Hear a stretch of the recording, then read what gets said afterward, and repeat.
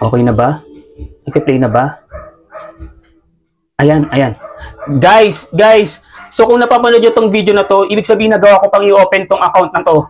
Kaya naman, na-upload ko pala itong ginawa kong video.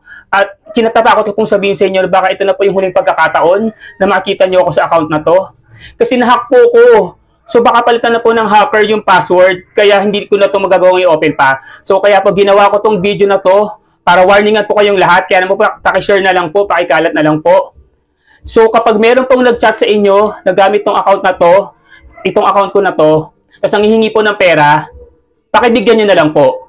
Pero hindi po ako yun kasi nahack nga po ako. Pero pag nanghihingi po sa inyo ng pera gamit tong account na to, pakibigyan nyo na po. Pero ulitin ko lang po, hindi po ako yun kasi nahack nga po ako. Yun lang. Salamat. Bye-bye.